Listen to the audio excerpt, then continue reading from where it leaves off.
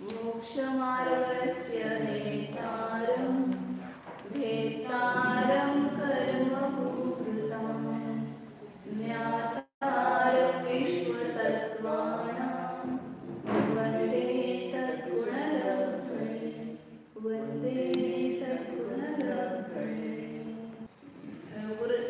स्मरण गुरुदेव संत दत्तात्रेय महाराज की जय। जय आचार्य सुंदर सागर जी महाराज की जय। जय महोदय वात्सल्य सिंधु आचार्य सुरेश सागर जी महाराज की जय। जय परम पूज्य सुरेश सागर जी महाराज की जय। जय परम पूज्य पांच बातें बोले।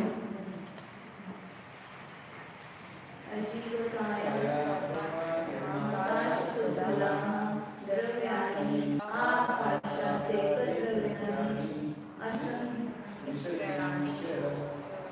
असंख्यया प्रदेशान् असंख्यया प्रदेशान् धर्माधर्मैकजीवानाम् आकाशस्यानन्ताः संख्याश्च पुद्गलानां नानो लोकाकाशे वक्राः धर्माधर्मोदस्ते एक प्रदेशादिषु भाज्या पुद्गलानाम् असंख्ये भागादिषु जीवानां प्रत्येकसंहारि सर्वेषु परस्परसुखभोगजीवानां वर्तना परिणामविद्या परत्वा परद्वेषमानस्य पुद्गलानां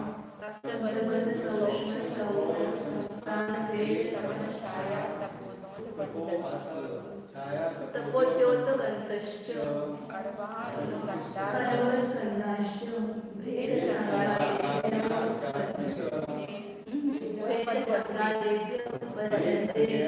उत्पद्यते भेदादनो भेदसंघाताभ्यां चाक्षुषः सद्द्रव्यलक्षणम् उत्पादयुक्तं सत् तदभावाभ्याम् अविद्याम् याद रखो। 30 सूत्र तक हुए ना। स्कंद की उत्पत्ति कैसे होती है? भेद से, संघात से और भेद संघात से। अणु की उत्पत्ति अणु की सिर्फ भेद से, केवल भेद से ही अणु की उत्पत्ति होती है।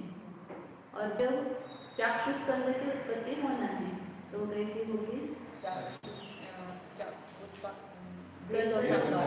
चाक्षुष का अर्थ क्या? मतलब इंद्रियों का विषय, मतलब आंखों से दिखाई देता है। चाक्षुष और अचाक्षुष दो प्रकार के स्कंद बताए हैं। और अब चाक्षुष स्कंद से चाक्षुष स्कंद की उत्पत्ति होने के लिए उसमें भेद और संघात एक साथ दोनों होना आवश्यक है। उन दोनों के द्वारा चाक्षुष स्कंद की उत्पत्ति होती है। द्रव्य का लक्षण क्या बताया? सद्द्रव्य लक्षणम मतलब सत् का अर्थ है अस्तित्व, उसका स्वरूप सामान्य अस्तित्व वो सत। और सत का लक्षण क्या बताया? उत्पाद व्यय युक्तम सत। उत्पाद व्यय और युक्त है सत। जो सत है वह उत्पाद व्यय द्रव्य से युक्त है। उत्पाद किसको कहा? उत्पाद कहा वस्तु की पूर्व वस्तु की नवीन पर्याय की प्राप्ति को उत्पाद कहते हैं। तो उसके लिए एक शब्द बताया था पहले लगाना। उत्पन्न होती है क्या? पूर्व पर्याय का त्याग। हाँ, पूर्व पर्याय को न छोड़ते हुए उसमें नवीन पर्याय की उत्पत्ति होना वो उत्पाद है। मतलब उसमें जो ध्रुवता है वो नष्ट न होते हुए ही वहाँ पर पर्याय की उत्पत्ति होती है। और पूर्व पर्याय का त्याग होना वो क्या है? वे। और उन दो उत्पाद और वे दोनों होते हुए भी अनादि पारमार्थिक स्वभाव का वैसे रहना बनाए रहना वो क्या है? द्रव्य है। स्वभाव से अन्वय बना रहना वो द्रव्य है। इस प्रकार उत्पाद वे द्रव्य रूप सत है। और ये उत्पाद वे द्रव्य प्रत्येक समय में प्रत्येक वस्तु में हो जाना है। कोई भी एक समय ऐसा है कि जिसमें उत्पाद द्रव्य अव्यय और द्रव्य नहीं हो, तो हर समय चल रहा है। इसमें तो उत्पाद व द्रव्य तो ये तीनों स्वरूप वस्तु को नहीं देखते हैं। एक तो उत्पाद की तरफ ध्यान रहता है, या वे की तरफ ध्यान देना है, और द्रव्य है इसका तो हमें उसकी तरफ ध्यान ही नहीं देता है। तो इसलिए राग और द्वेष की उत्पत्ति होती है और इसका टूट जाए, नाश हो जाए तो दुख होता है। और जो वस्तु चाहिए उसका उत्पन्न हुआ तो आनंद होता है, मतलब राग उत्पन्न होता है। राग द्वेष मोह, और आचार्य ने उत्तर ये दिया ना, उदाहरण दिया, इसलिए और सूत्र में आया है कि बस उत्पाद व द्रव्य की सिद्धि कैसे होती है। तो 3 प्रकार के भाव जीव को उत्पन्न होते हैं, उससे वस्तु में उत्पाद व द्रव्य है ये सिद्ध होता है। जैसे उदाहरण दिया कि सोना है, सोने का मुकुट, कलश है, उसका तोड़ करके मुकुट बनाया। राजपुत्र था, राजा को राजकन्या थी, तो पहले मुकुट था तो वो नहीं, पहले कलश था तो वो कन्या लेकर के उससे खेलती थी या उसको उसका अच्छा लगता था। और वो जब वो राजपुत्र है वो जिद करने लगा मुझे मुकुट चाहिए, तो फिर उस सोने के कलश को तोड़ करके सोने का मुकुट बनाया। तो जब सोने का मुकुट बन गया तो उस पुत्र राजकुमार को क्या हुआ, बहुत हर्ष, उसको पहन करके वो हर्ष मानने लगा, आनंदित होने लगा। और वो राजकुमारी वो रोने लगी, उसको शौक हो गया कि मेरा कलश तोड़ दिया। और राजा को क्या आनंद हुआ या दुख हुआ या ये हुआ, सुख हुआ, हर्ष विषय दोनों नहीं हुआ, वो तो मध्यस्थ है। तो 3 प्रकार, एक ही कार्य 3 प्रकार के उसमें गुणधर्म है, इसलिए 3 प्रकार के भाव उत्पन्न हुए। तो उस कलश का क्या हुआ, वेग हुआ, और मुकुट का उत्पाद हुआ। इसलिए एक को राग हुआ, एक को द्वेष हुआ, एक को हर्ष हुआ, एक को विषाद हुआ। और उसमें उत्पाद वेग होते समय भी उसमें ध्रुव अंश है, इसलिए उस राजा को क्या हुआ, मध्यस्थ भाव उत्पन्न हुआ। ध्रुव का जिसने अवलंबन लिया उसको समता भाव, मध्यस्थ भाव उत्पन्न हुआ। और उत्पाद वेग का जिन्होंने दृष्टि की उत्पाद वेग की तो उनको राग द्वेष हुआ। ऐसे हर कार्य में हमारा भी हो रहा है, उत्पाद की तरफ दृष्टि है तो हर्ष होता है, और उस उत्पाद में भी हमें नहीं चाहिए उत्पाद हुआ तो भी विषाद होता है, और हमको जो अनिष्ट है उसका नाश हुआ तो आनंद होता है, हर्ष होता है। तो हर्ष विषाद किस कारण से हो रहा है, तो हमारे उत्पाद की तरफ दृष्टि है, पर्याय की तरफ दृष्टि है। पर्याय अंश भी है वस्तु में, लेकिन उसको ही अपना स्वरूप मानने से वहां पर हर्ष विषाद होता है। और उसमें जो ध्रुव है उसकी तरफ हमारी दृष्टि है तो वहां पर समता भाव, मध्यस्थ भाव आता है।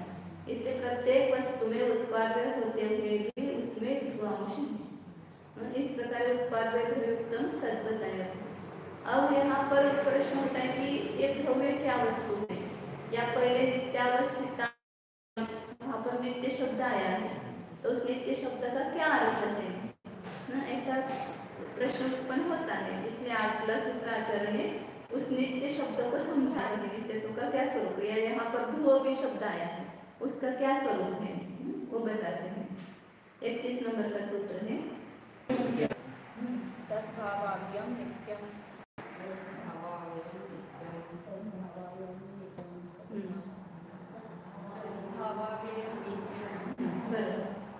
तद्भावाव्ययम नित्यम, तद्भाव अव्ययम नित्यम।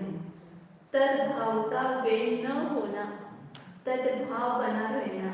तद्भाव मतलब उस वस्तु का जो मूल स्वभाव है, जो भाव है वो वैसा ही, उसका नाश न होना, वस्तु के स्वभाव का नाश न होना, उसको ही नित्य कहते हैं।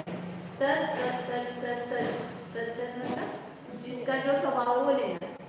अग्नि जो है सोना है, इसमें सुवर्ण तो स्वर्ण तो स्वर्ण तो स्वर्ण, ये सोने का तद्भाव हो गया।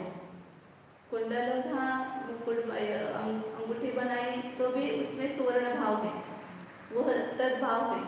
कलश था, उसको तोड़ करके मुकुट बनाया तो भी सुवर्ण तो भाव उसमें से नष्ट नहीं हुआ, वो वैसा बना रहा।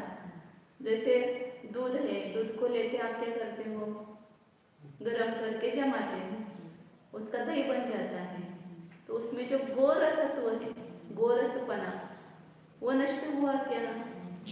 जैसे समझो कि किसी ने त्याग किया कि गोरस का मेरा त्याग है, तो दूध भी नहीं लेगा, दही भी नहीं खाएगा और घी भी नहीं लेगा, छाछ भी नहीं लेगा। गोरस का क्या किया है? ये सब गोरसपना है, तो कैसे मेरे उसका सेवन कर सकता है? तो उसका सेवन नहीं करे सकता है, छाछ खा सकता है या घी ले सकता है, या जिसने दही का त्याग किया है वो दूध ले सकता है। क्यों? क्योंकि वे दोनों पर्याय अलग है, इसलिए एक पर्याय का हमने त्याग किया है तो दूसरे पर्याय का त्याग नहीं होता। लेकिन हमने गोरपने का त्याग किया तो सभी पर्याय में वो रहता है, इसलिए सभी का त्याग हो जाता है। तो तद्भाव अव्यय का अर्थ होता है पर्याय बदलते रहने पर भी उसमें जो तद्भाव है उसका नाश नहीं होना। दूध था तब भी गोरसपना था, दही गोरसपना है, छाछ बनाए तो भी गोरसपना है, घी में भी मक्खन में भी गोरसपना है, घी में भी हुआ, पर्याय का उत्पाद हुआ। तो उसमें तद्भावपना, जीवत्व, मनुष्य पर्याय में जो जीवत्व था वही जीवत्व देव पर्याय में भी है। तद्भाव का नाश हुआ क्या? वहां पर नहीं। पुनः देव पर्याय का नाश होकर के मनुष्य हो गया तो भी तद्भावपना है, वैसा ही पना है, तद्भाव का नाश नहीं हुआ। जैसे मिथ्या दर्शन पर्याय थे, उसका मिथ्या दृष्टि था, उसका नाश हुआ, सम्यक दर्शन पर्याय उत्पन्न हुई, तो सम्यक दृष्टि में भी है। असंयम पर्याय थी, उसका त्याग किया, उसका व्यय हुआ और संयम पर्याय धारण की, तो संयम पर्याय का उत्पन्न हुआ। उत्पादय होते हुए भी उसमें जो जीवत्व था, जो असंयम अवस्था में था वही संयम अवस्था में है, वही आगे जाकर के तात्याचार रूप से परिणमित होगा, वही सिद्ध पर्याय रूप से उत्पन्न होगा। तो सभी में तद्भाव मतलब जीवत्व रूप जो भाव है उसका नाश नहीं हुआ है, तद्भाव का नाश नहीं। तद्भाव का अर्थ सभी अपने उस वस्तु का स्वभाव लगाना, तद्भाव उस वस्तु का वह भाव वैसा ही बना रहेगा, तो उसको ही नित्य कहते हैं और उसी को द्रव्य भी कहते हैं। तो इस प्रकार का मतलब हमारा नित्य तो नित्यपना है, परिणामी नित्यपना बोलते हैं। कूटस्थ नित्यता में परिणामी नित्यता, वस्तु में कौन सी नित्यता है? परिणामी नित्यता, मतलब उस वस्तु में परिणामन होते हुए भी नित्यपना है और नित्य रहते हुए भी उसमें परिणामन होता है। पहले उदाहरण दिया था, कुंभकार का जो चाक है वो घूमते हुए भी स्थिर है, अस्थिर रहते हुए भी घूमता है। उसी प्रकार वस्तु स्थिर रहते हुए भी उसमें उत्पादन हो रहा है, तो परिणामन हो रहा है, और परिणामन होते हुए भी वस्तु स्थिर है, पूर्ण बदलती नहीं है, पूर्ण वस्तु का नाश नहीं होता है। तो ये तद्भाव अव्यय मतलब वही भाव बना रहना, उसका व्यय न होना, उसको कहते हैं नित्य। वस्तु का जो स्वभाव है वो कभी नष्ट नहीं होता है। कोई भी पर्याय हो उसकी पर्याय बदलती रहेगी, लेकिन तद्भावपना मतलब उस वस्तु का स्वभावपना नष्ट नहीं होता, उसको ही क्या कहते हैं? नित्य कहते हैं। भाव भाषण करना सब शब्दों का, खाली शाब्दिक व्याख्या याद नहीं करना है कि उस शब्दों का अर्थ क्या है, उसका वाच्य क्या है, उसको पकड़ना है। उत्पाद वेद वे भी बताया था कल, प्रयोगात्मक पद्धति से देखो, कोई भी पर्याय हुई तो वहां पर किसका व्यय हुआ, किसका उत्पाद हुआ, उसमें कौन ध्रुव है, उस प्रत्येक वस्तु को उत्पाद वेद ध्रुव स्वरूप देखो। वस्त्र मलिन था, उसको धोया तो क्या हुआ? मलिन पने का व्यय हुआ और स्वच्छ पर्याय का उत्पाद हुआ, लेकिन उसमें जो वस्त्रपना है वह नष्ट नहीं हुआ, ध्रुव बना रहा। ऐसे हर वस्तु में चल रहा है, प्रत्येक वस्तु का आप दिन भर देखो तो उस उत्पाद वेद स्वभाव चल रहा है, वो स्वच्छ है, ये मलिन हो रही है, वस्त्र मलिन हो रहा है, तो स्वच्छ तो पर्याय का व्यय हो रहा है, मलिन पर्याय का उत्पाद हो रहा है। ऐसे फिर भी वो नहीं, तो इसलिए उत्पाद व्यय होते हुए भी उस वस्तु को नित्य देखना। खाली उत्पाद व्यय हुआ तो उस वस्तु का पूर्णतः नाश ही नहीं हुआ या नहीं उत्पन्न नहीं, उसमें उत्पाद व्यय होते हुए भी वस्तु ध्रुव है। इस प्रकार उत्पाद व द्रव्य स्वभावपणा प्रत्येक वस्तु में निरखना चाहिए। उत्पाद में ये लक्षण पर्याप्तज्ञ की दृष्टि से आता है और ध्रुव लक्षण प्रवर्तज्ञ की दृष्टि से। या तीनों भेद किए तो उसको तीनों को भी पर्याप्तज्ञ सर लक्षण किया, द्रव्य का सदीय लक्षण प्रवर्तज्ञ की दृष्टि से कहा है, उसमें भेद नहीं किया, भेद रूप से बताया। और उस सत के ही तीन भेद किए, उत्पाद व द्रव्य, इसलिए उसको पर्याप्तज्ञ से ये द्रव्य का लक्षण है। उत्पाद व द्रव्य ये भी पर्याप्तज्ञ का लक्षण है और आगे बोला पर्यवत द्रव्य कहेंगे, वहां पर भी द्रव्य का लक्षण देंगे। तो ये दोनों लक्षण पर्याप्तज्ञ की दृष्टि से दिए हैं, क्योंकि भेद किया एक वस्तु में और वह सत में भेद नहीं किया, इसलिए वो पर्याप्तज्ञ की दृष्टि से वो लक्षण है।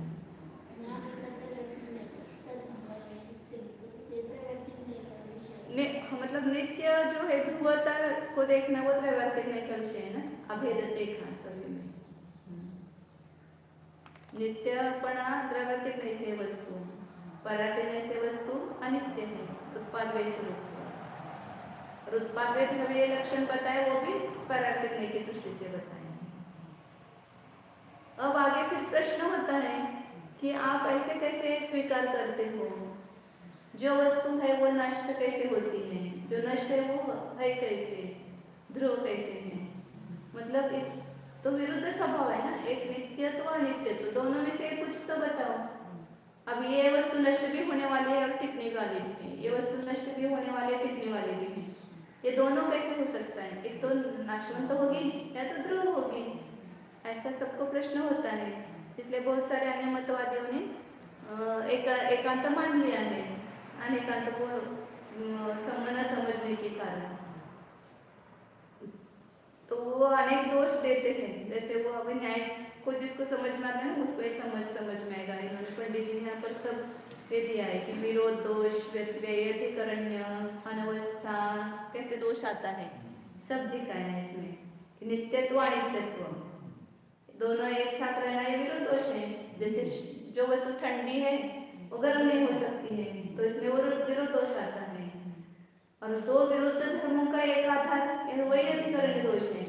दो विरुद्ध धर्म एक आधार से कैसे रहेंगे, तो ये वही अधिकरण नाम का दोष है, वो आता है। यदि वो एक ही वस्तु में अपने नित्यत्व अनित्यत्व स्वीकार करते हैं तो ये दोष आते हैं, ऐसा अन्य मतवादी कहते हैं।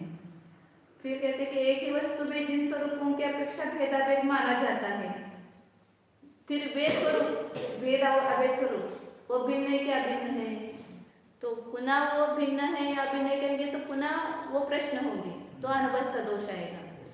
ऐसे वो आठों दोष दिखाए उन्होंने, अनवस्था दोष आता है। मैंने एक वस्तु में नित्यत्व और अनित्व स्वीकार करने पर ये दोष आते हैं।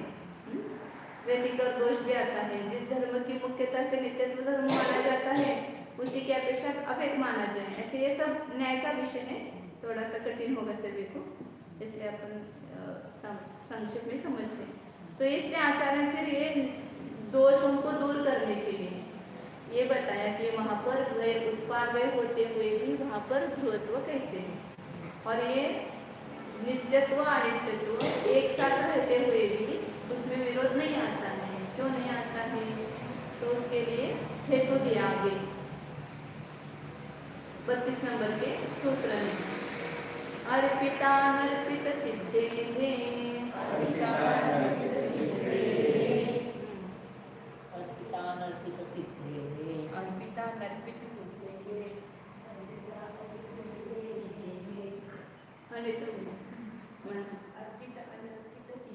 अलग अलग नहीं बोलना, एक साथ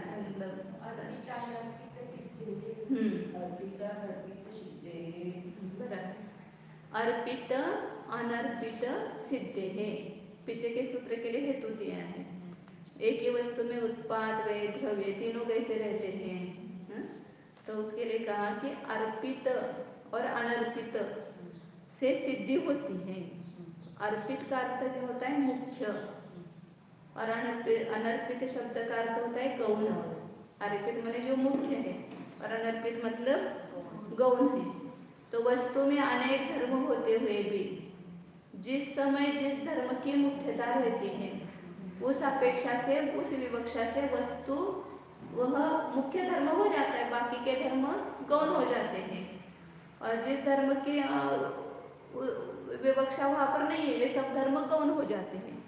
जैसे वो वस्तु नित्य है ऐसा कहा, तो उस समय नित्य धर्म की क्या हो गई? मुख्यता। उसमें अनित्य धर्म नहीं है क्या? है। लेकिन यहाँ पर प्रयोजन किससे है? वो टिकने वाली है, ये आपको बताना है नित्य धर्म।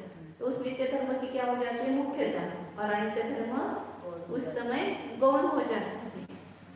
जब एक का एक धर्म मुख्य होता है तो बाकी अनेक और बाकी के भी सभी धर्म वहाँ पर गौण हो जाते हैं। वस्तु अनेक धर्मात्मक होते हुए भी या अनेकांतात्मक होते हुए भी एक साथ उन सब धर्मों को कह नहीं सकते हैं। तो कहने की अपेक्षा या जानने की भी अपेक्षा से एक धर्म की मुख्यता होती है तो बाकी के धर्म गौण होते हैं। जैसे उदाहरण अपन लौकिक में देखते हैं कि कोई एक स्त्री है, जैसे भाभी है, आप सास है कि बहू है? बेटी है कि माँ है? कौन? दोनों है। दोनों कैसे है? माँ भी और बेटी भी, सास भी और बहू भी, सब धर्म आप में है। सास पना भी है, बहू पना भी है, माँ पना भी है, बेटी पना भी है, बहन पना भी है, साली पना भी है, सब है। लेकिन जब आपकी बेटी आएगी तो आप क्या बन जाते हो? माँ धर्म आपका मुख्य हो जाता है ना। और बहू के साथ व्यवहार करते हैं तो माँ धर्म नहीं होता है मुख्य, उस समय सास धर्म मुख्य होता है। मैंने हमेशा देखा है कि स्त्रियां कितने भी मतलब अपने सास की कितनी तकलीफ सब सहन करती हैं, तो उस समय उसको लगता है कि मेरे बहू को मैं ऐसी तकलीफ नहीं दूंगी। लेकिन जब वो सास बन जाती है तो वो धर्म उसका मुख्य हो जाता है, तो वो सासपना आ ही जाता है किसी न किसी प्रकार से। वो ये मेरी बहू है, इसको मुझे मेरी सेवा करनी चाहिए, इसको मेरा विनय करना चाहिए, मुझे पूछना चाहिए, ऐसा भाव आता है कि नहीं आता है? तो जब आप सास धर्म आपका मुख्य हो जाता है तो बाकी के धर्म गौण हो जाते हैं। जब आप के सास के सामने जाते हो तो आप कैसा व्यवहार करते हो? बहू जैसा। तो वहां पर कौन सा धर्म मुख्य हो गया? बहु धर्म मुख्य हो गया, बाकी सब धर्म सास धर्म गौण हो गया। मतलब एक वस्तु में जैसे कोई एक बेटा है तो पिता भी है, पुत्र भी है। अपने पुत्र की अपेक्षा से पिता है और अपने पिता की अपेक्षा से बेटा है। तो दोनों धर्म एक व्यक्ति में रहते कि नहीं रहते हैं? तो प्रत्यक्ष अपन व्यवहार में भी देखते कि हर वस्तु में परस्पर विरोधी धर्म। ये वस्तु वही की वही भी रह रही है और ये वस्तु बदल भी रही है। तो बदल रही इस अपेक्षा से अनित्य है और वही की वही रह रही इसकी अपेक्षा से नित्य है। तो ये दोनों धर्म वस्तु में है। लेकिन जब आप एक मुख्य धर्म की मुख्यता करते हो तो बाकी के धर्म उसमें गौण रूप से पाए जाते हैं। गौण मतलब है, वहां पर वो मुख्य नहीं है। तो इसलिए आचार्य बहुत बड़ा सूत्राचरण दिया है। मतलब इस तत्वार्थ सूत्र में न्याय के कितने सूत्र छिपे हुए हैं। पहला सूत्र प्रमाण नैरर्थक महा, मतलब न्याय का प्रारंभ इस सूत्र से हुआ है, क्योंकि इसी को विस्तार करने के लिए अन्य आचार्य ने अनेक ग्रंथ लिखे। न्याय दीपिका ग्रंथ उसी के लिए लिखा है, प्रमाण नैरर्थक महा इस सूत्र पर ही लिखा गया है पूरा, उस प्रमाण का करने के लिए। परीक्षा सूत्र भी उसी के प्रमाण का ही स्वरूप समझाने के लिए लिखा गया है।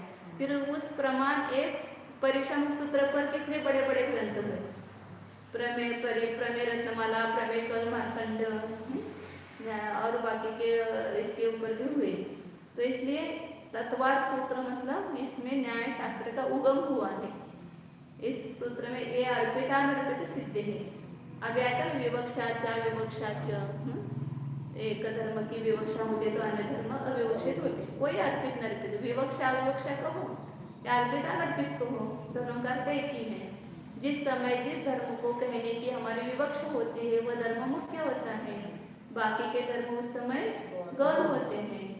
तो इसी को अर्पित और अनर्पित शब्द से आचार्य ने बताया है। दिखने में छोटा है ग्रंथ, लेकिन इसमें महान अर्थ भरा हुआ है। इसके ये छोटा है ग्रंथ, शब्द की अपेक्षा से छोटा है, लेकिन अर्थ की अपेक्षा से महान है। बहुत अर्थ छिपे हुए इसमें। इस एक तत्वार्थ सूत्र के ऊपर भी कितनी टीकाओं की रचना हुई है। एक सूत्र, ये एक सूत्र, फिर इसके ऊपर सर्वार्थ सिद्धि की टीका देखेंगे तो इतने एक होगी, एक पैराग्राफ। और राजवार्तिक में देखेंगे तो एक एक पन्ने, दो दो पन्ने होंगे। फिर श्लोक वार्तिक में देखेंगे तो एक सूत्र के ऊपर 4-4, 5-5 पेज, मतलब खाली संस्कृत के देखेंगे तो। अर्थ सहित देखेंगे तो और बहुत बढ़ जाएगा। केवल एक पहला मंगलाचरण और सम्य दर्शन न्यायाचारण सूत्र के ऊपर एक पहला, इतना बड़े पुस्तक है, 600 पेज के, 600-700 पेज के। 4 बड़े बड़े पुस्तकों में केवल एक अध्याय हुआ है वहाँ पर तत्वार्थ श्लोक वार्तिक में। मतलब ये सब सूत्रों में महान अर्थ छुपा होता है। वो सब खुलासा जब करते हैं, विस्तार करते हैं, तो वो बड़ा हो जाता है। तो ये अर्पिता अनर्पित सिद्धि है, हेतु पंचमी विभक्ति है वहाँ पर। अर्पित और अनर्पित सिद्धि होने से वस्तु उत्पाद वे द्रव्यात्मक है और नित्य है, ऐसा कहा। हाँ, किसी भी वस्तु के, आत्मा के ले लो या बाकी किसी भी उद्गलादिक के भी, जब एक धर्म मुख्य रहता है तो बाकी शेष गुण गौण है। जैसे परस्पर विरोधी 2 धर्म है तो उसमें नित्य मुख्य है तो अनित्य गौण है, अनित्य मुख्य है तो नित्य गौण है। इस प्रकार प्रत्येक वस्तु में रहता है। तो एक धर्म का कथन किया तो ऐसा नहीं समझना कि दूसरा धर्म उसमें नहीं है। दूसरा धर्म भी है लेकिन वहां पर वो गौण हो गया। जैसे अपन कोई व्यक्ति है तो जब घर में रहता है तो क्या हो जाता है, वह गृहपति हो जाता है। जब हॉस्पिटल में जाता है तो कौन सा धर्म मुख्य हो जाता है उसका? डॉक्टर, मतलब डॉक्टर है, उसका ही हॉस्पिटल है तो वहाँ पर क्या बन जाता है? डॉक्टर बन जाता है। तो उसमें वो डॉक्टरपना जो है वो उसका धर्म मुख्य हो जाता है और बाकी धर्म गौण हो जाता है। लेकिन घर में आकर के डॉक्टर जैसे, वो पेशेंट जैसे व्यवहार करने लगेगा घर के लोगों के साथ, तो क्या बोलेंगे? आप कैसा हॉस्पिटल में चलेगा, यहाँ कुछ नहीं चलेगा। या कोई सेनापति है, अपने सैन्य में सब सैनिकों को जैसे ऑर्डर करता है वैसे घर में करने लगेगा तो बोलेंगे आपका सब ऑर्डर कहाँ चलेगी? आपके सैनिकों के ऊपर, यहाँ कुछ नहीं चलेगी। तो वैसे यहाँ पर वस्तुओं में जो एक धर्म होता है वो मुख्य होता है, तब बाकी का दूसरा धर्म गौण होता है। मतलब गौण होता है इसका अर्थ उसमें अभाव नहीं है, ये बताना है। हाँ, एक धर्म जब रहता है तब दूसरा भी धर्म है उसमें, लेकिन उसकी तरफ ध्यान नहीं है हमारा, उसको गौण कहते हैं। लक्ष्य नहीं है, प्रयोजन नहीं है उसका, इसलिए वो गौण हो गया। अब आगे यहाँ पर प्रकरण अब पुनः बदल जाता है कि पहले बताया था कि भेद और संघात से स्कंद की उत्पत्ति होती है या भेद संघात से होती है। तो वो संघात होने के लिए, स्कंद की उत्पत्ति होने के लिए कोई विशेष कारण चाहिए कि खाली सामान्य रूप से भेद और संघात से किसी का भी भेद हो गया, किसी का भी संघात हो गया तो वहां पर स्कंद की उत्पत्ति होगी। उसका बंध होने के लिए कोई विशेष कारण चाहिए क्या? तो उसके बंध के कारण की मीमांसक है। मतलब पुद्गलों में जो परमाणु का बंध होता है या स्कंद का बंध होता है, वो किस कारण से होता है, उसका उपादान कारण क्या है, वो यहाँ पर बता रहे हैं। 33 नंबर का सूत्र है स्निग्ध रुक्षत्वात् बन्धः। स्निग्ध वृक्षत्वात् बन्धः।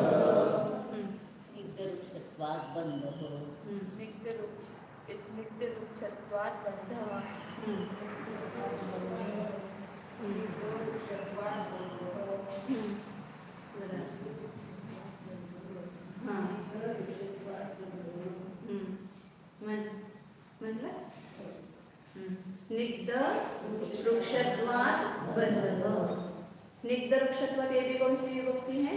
पंचमी विभक्ति है। पहले स्निग्ध वृक्ष का या 2 होने से अपने को लगता है कि द्विवचन क्यों नहीं दिया, स्निग्ध वृक्षत्व से बंध होता है तो स्निग्ध वृक्ष का अलग समास करना, फिर उसमें त्व लगाना, स्निग्ध वृक्ष स्निग्ध वृक्ष और तस्तेषा तयोः भावः स्निग्ध वृक्षत्वम्। फिर उसकी पंचमी विभक्ति का, तो एक ही वचन होगा, स्निग्ध रुक्षत्वात्। कभी कभी कुछ प्रश्न, मुझे अभी प्रश्न हुआ, मैंने कहा स्निग्ध रुक्षत्व दिया तो द्विवचन क्यों नहीं दिया? तो एकदम ध्यान आया कि मैंने कहा ऐसा समास विग्रह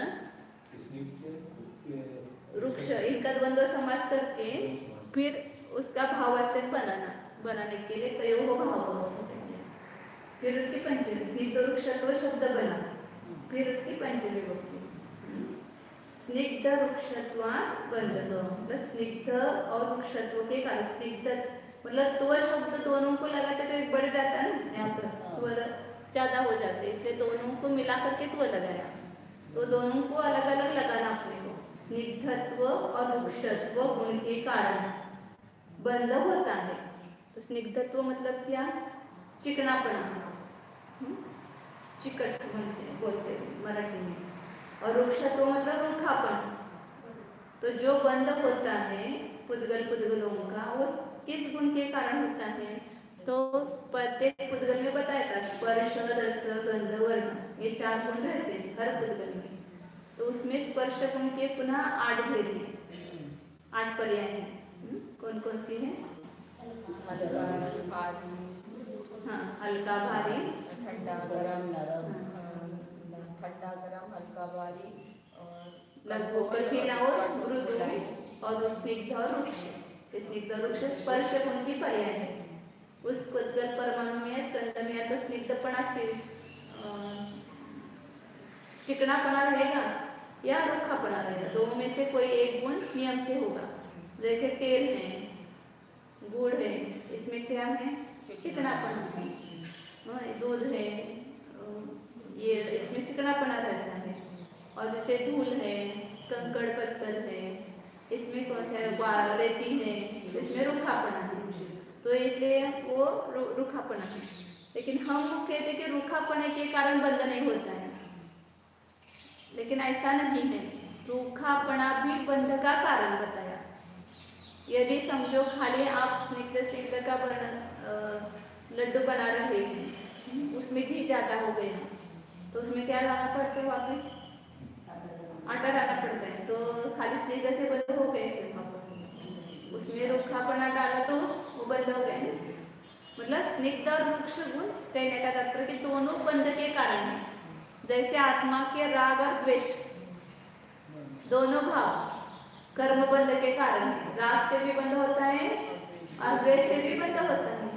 ऐसे पुद्गल में स्निग्ध पर्याय के कारण भी बंध होता है और वृक्ष गुण के कारण भी बंध होता है। ये दोनों बंध के मुख्य कारण है। तो जैसे एक परमाणु दूसरे परमाणु, मतलब प्रत्येक परमाणु में स्कंद में स्निग्ध और वृक्ष गुण रहता है। तो एक परमाणु का दूसरे परमाणु के से जो बंध होता है, अब उसके लिए आगे और विशेषता बताएंगे कि कैसा चाहिए, क्या चाहिए वगैरह।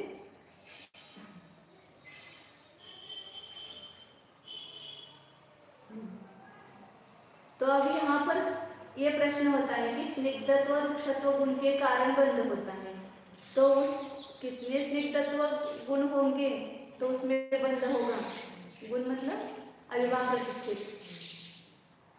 जैसे मतलब प्रत्येक द्रव्य की, जैसे मध्य ज्ञान है तो ज्ञान की वो पावर कितनी है, तो कम सक्षम है तो कम अविभाव प्रतिच्छेद है, ज्ञान है तो ज्यादा अविभाव प्रतिच्छेद है। जितना ज्ञान उत्कर्षित होता जाता है, बढ़ता जाता है, तो उसमें अविभाव प्रतिच्छेद में शक्तियांश बढ़ते जाते हैं।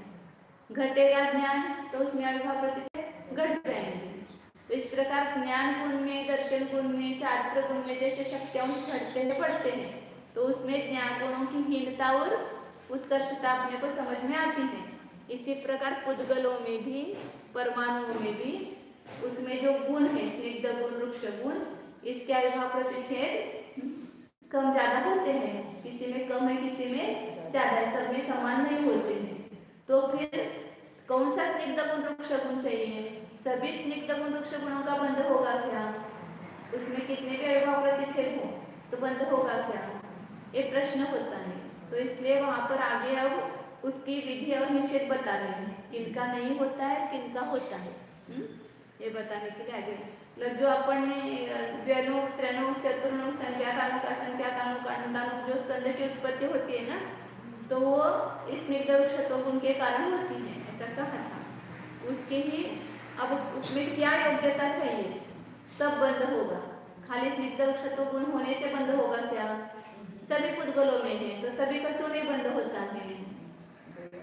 एक तो स्निग्ध गुण होगा या वृक्ष गुण होगा, तो किसी का भी किसी के साथ बंद होता है क्या? नहीं होता है। तो इसके लिए अब वहां पर बंद के नियम बता रहे हैं कि कैसा होने पर बंद होता है। 3 सूत्र है लगातार, एक लेकर न जगन्य गुणानाम सरल है सूत्र। न मतलब नहीं, जगन्य गुणानाम, जगन्य गुण वालों का, जिसमें जगन्य गुण, जगन्य का अर्थ होता है सबसे कम। यहाँ पर एक ऐसा लेते हैं तत्वा सूत्र में, लेकिन दौला की 14वीं पुस्तक में जब खुलासा किया है तो उन्होंने जगन्य का अर्थ अनंत अविभाव प्रतिच्छेद लिए। जगन्य गुण मतलब उतने सबसे कम है तब बंद नहीं होगा। एक का अर्थ जगन्य का अर्थ एक नहीं लेना, लेकिन यहाँ सामान्य अर्थ एक लेते हैं अपने को समझने के लिए, तो उसको ही उन्होंने एक कहा ऐसा समझना। तो किसी भी गुणों में अविभाव प्रतिच्छेद 1 2 3 4 नहीं होते हैं, तो वो अनंत होते हैं। तो सबसे कम अविभाव प्रतिच्छेद उसको कहना जगन्य गुण। तो सबसे कम अविभाव प्रतिच्छेद वाला कोई परमाणु है तो उसका दूसरे परमाणु के साथ बंध नहीं हो, मतलब जगन्य गुण वाले का दूसरा कोई भी हो, जगन्य गुण वाला हो या उसके अधिक गुण वाला हो, तो उसके साथ बंध होगा ही नहीं। ये नियम ही बताया कि जगन्य गुण वालों का बंध नहीं होता है। तो ये पहला नियम बताया। यहाँ पर अब सब जगह खुलासा वैसा ही होगा, जगन्य का अर्थ एक शक्तिंश ऐसा ही होगा, जिसमें एक शक्तिंश होता है उसका बंध नहीं होता, ऐसा ही कहेंगे। एक आपको समझने के लिए बताया कि वहां पर जगन्य का अर्थ उन्होंने एक न करके अनंत अविभाव प्रतिच्छेद ऐसा किया है अर्थ। अब आगे फिर प्रश्न होता है कि जगन्य गुण वालों का बंध नहीं होता है और किसका गुण बंध नहीं होता है? स्निग्ध का होता है क्या, या रुक्ष का होता है क्या, या समान गुण रहने पर होता है क्या बंध? खाली जगन्य गुण वालों का नहीं होता ऐसा कहा, तो दो है, 2 अविभाव प्रतिच्छेद एक में है दूसरे में 2 है, तो उनका बंध होगा क्या?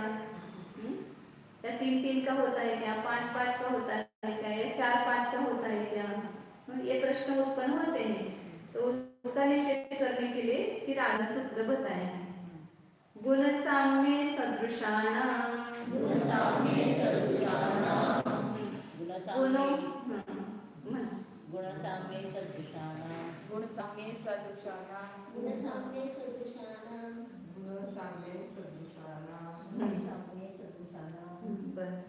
गुण साम्य, गुणों की समानता या गुण का अर्थ अविभाव प्रतिच्छेद लेना और सदृश का अर्थ उनकी जाति लेना, स्निग्ध जाति या रुक्ष जाति लेना। गुणों की समानता होने पर मतलब अविभाव प्रतिच्छेद 2 परमाणु के समान है, 2 है या 3 है या 4 है, ऐसे समान है, तो उनका बंध नहीं होता है। लेकिन इसका सदृशाना, स्निग्ध का या रुक्ष, स्निग्ध की स्निग्ध जाति सदृश हो गई, वृक्ष परमाणु की वृक्ष जाति सदृश हो गई, तो वृक्ष का बंध नहीं होता है कब? गुणों की समानता होने पर। स्निग्ध का स्निग्ध के साथ भी बंध नहीं होता है कब? गुणों की समानता होने पर। मतलब गुणों की समानता होने पर स्निग्ध का या वृक्ष का बंध नहीं होता। सदृश जाति वालों का निषेध किया है यहाँ पर। फिर ऐसा प्रश्न होता है कि विसदृश जाति वालों का फिर होता है क्या समान गुण रहने पर, या सदृश जाति वालों का कब बंध होता है? ये प्रश्न होने पर फिर अगला सूत्र बताया, द्व्यधिकादि गुणानां तु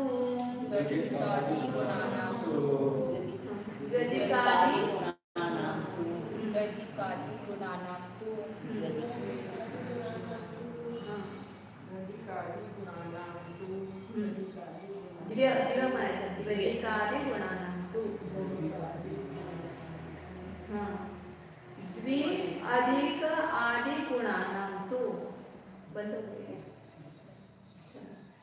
दो अधिक आदि गुण वालों का बंध होता है। मतलब जब एक परमाणु में 2 गुण है तो दूसरे परमाणु में कितने गुण चाहिए? 4 गुण। स्निग्ध, स्निग्ध सत्तू से सभी लेना है यहाँ पर, सदृश वालों का भी और विसदृश वालों का भी। सदृश मतलब स्निग्ध, स्निग्ध परमाणु का।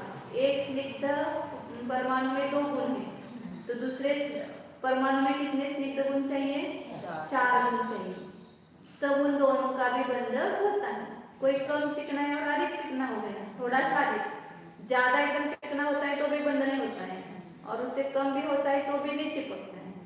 तो उसके लिए कैसा चाहिए? 2 अधिक ही गुण चाहिए। अब यहाँ पर भी गुण का अर्थ वो अल्पा प्रतिशत कितने लेना, वो सब जगह वृद्धि वहां पर ग्रहण करना। दूसरा भेद, तीसरा भेद, चौथा भेद ऐसा। तो द्व्यधिक का अधिक गुणाना मतलब जगन्य गुण वालों का बंध नहीं होगा।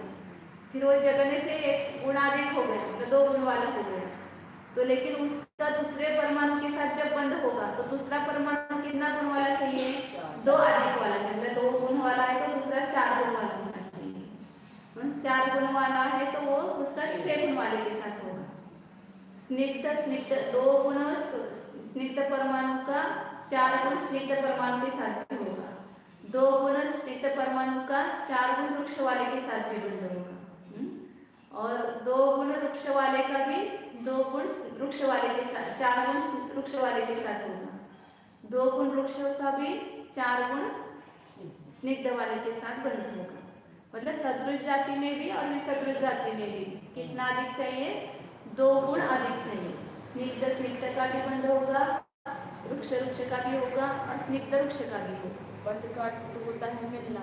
मिलना द्वैनुभ, एक दो परमाणु अलग अलग है, वो दोनों मिल गए तो द्वैनुभ स्कंद बन गया। लेकिन स्कंद के भेद किए ना, द्वैनुभ से लेकर के महास्कंद तक जितने भेद किए हैं वो सब स्निग्ध वृक्ष के गुणत्व के कारण ही हुआ ना उनका बंध। लेकिन जैसे वृक्ष वृक्ष है तो उसके मतलब उसके परमाणु कैसे मिलके बन जाते हैं? अब 2 परमाणु जो है वृक्ष गुण वाले, दूसरे 2 4 गुण वाले वृक्ष वाले ही परमाणु है, उसमें मिल जाते हैं। धूल में धूल मिल जाती है, पत्थर में दूसरे आकर के मिल जाते हैं समझो, तो वो भी वृक्ष गुण वाला था, पत्थर में भी गया तो भी वो वृक्ष गुण वाला है। और जैसे स्निग्ध है तो स्निग्ध में 2 है और 2 वो स्निग्ध, स्निग्ध भी समान, वो 2 गुण अधिक हो तो ही मिलेंगे। जैसे अभी मैंने बताया ना कि आप लड्डू बना रहे हो, उदाहरण है, उसमें समझो कि आप घी है और घी डालेंगे तो वो बंद नहीं हो जाएगा उसमें, क्योंकि ज्यादा स्निग्धता होगी, या कम समान भी है तो भी नहीं बंद होगा। थोड़ा ही अधिक चाहिए, वो 2 गुण वाला ही अधिक चाहिए, तो ये उसका अनुपात बन जाता है दोनों का। तो इसका अपन खुलासा और कल देखते हैं एक बार, ये तीनों का बोर्ड पर समझा के थोड़ा सा जगन्य गुण किस किस का बंद होता है, किसका नहीं होता है। इसको अभी टाइम हो गया है, इसका थोड़ा आप चिंतन करो, फिर उससे कल आप थोड़ा सा हो जाएंगे। इसमें भी 2 मत है आचार्य में भी। ये जो टीकाकार है उनका एक मत अलग है और धवलाकार उनका मत अलग है। तो अपन प्रैक्टिकल करके रखते सकते हैं, सूत्रों को देखते। हाँ एक तो जलन को छोड़कर उनके 2 गुण बनते थे। हाँ जल्दी से स्पष्ट नहीं होता था। 2 गुण का मानते थे, 2 गुण का मानते थे 2 परमाणु होगा। हाँ 2 का 2 के साथ बनके परमाणु होगा। नहीं तो एक परमाणु 3 के साथ बंद हो सकता है क्या? हाँ एक तो बंद होता है, ये जलन है, तो ये परमाणु नहीं लेना, उसके अलग अल्फा प्रतिशत लेना है तब बैठता है। ओम जानिए यह मैं शुद्ध चैतन्यमय जीव हूँ, यह मैं ज्ञान दर्शन स्वरूप हूँ, अपने को दुखी बंध रहित अबंध स्वरूप निज ध्रुव चैतन्य को जानिए। यह मैं अबद्ध स्पृष्ट हूँ, उद्गल से बंधा हुआ नहीं हूँ, शरीर से बंधा हुआ नहीं हूँ, कर्म से बंधा हुआ नहीं हूँ। भाव कर्म से भी बंधा हुआ नहीं। अनुभव कीजिए अपने को, साथ में रहते हुए भी जो ये शरीर रूप पड़ोसी है उससे अपने को भिन्न जानिए। शरीर अलग है, मैं अलग हूँ। कर्म अलग है, मैं अलग हूँ। मैं भाव कर्म स्वरूपी नहीं, संयोगी भाव से भिन्न असंयोगी तत्व हूँ, निरुपाधि स्वरूप हूँ, निर्विकार निरंजन निष्कलंक स्वरूप हूँ। देखिए अपने को एक निर्मल चैतन्य गुण रूप से ही अपने को देखिए। मैं द्रव्य मल भाव मल दोनों से भिन्न निर्मल चैतन्य तत्व हूँ।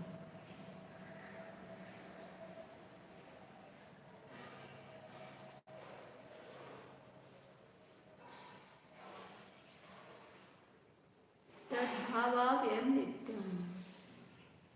अनादिकाल से मेरे जीवत्व भाव का कभी भी नाश नहीं हुआ है और अनंत काल तक भी इसका नाश नहीं होगा।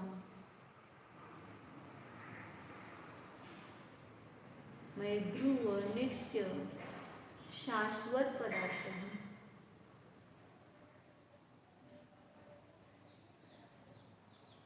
शब्द के द्वारा बताई हुई वस्तु को विषय बनाइए अपने ध्यान में। उस वस्तु को देखने का प्रयास कीजिए। शब्द जिसको बता रहे हैं इस शरीर रूपी देह रूपी देवालय में ही यह चैतन्य आत्मा विराजमान है। उसको इस शरीर से अलग कीजिए बुद्धि में और उसमें ये सब कुछ विशेषताएं देखिए। विशेष्य के बिना विशेषण किसके हैं? विशेषणों की महिमा नहीं, उस विशेषण के द्वारा विशेष्य की महिमा है। उस विशेष्य की महिमा लाइए। यह अनंत गुणात्मक चैतन्य वस्तु चित वस्तु है, मैं ही हूँ, यही मैं हूँ।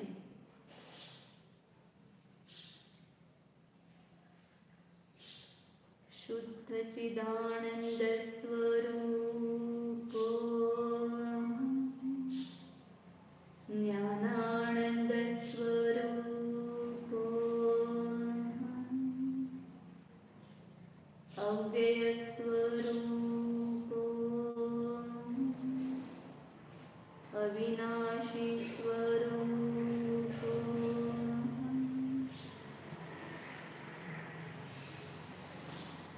अनुपम स्वरूप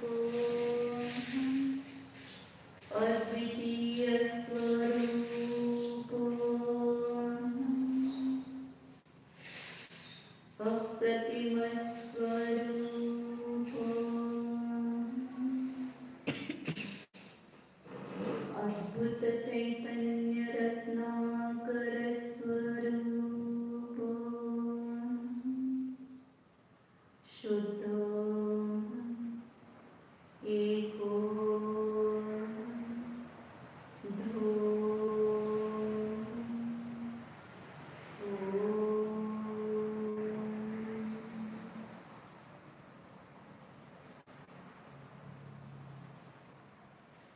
Listen.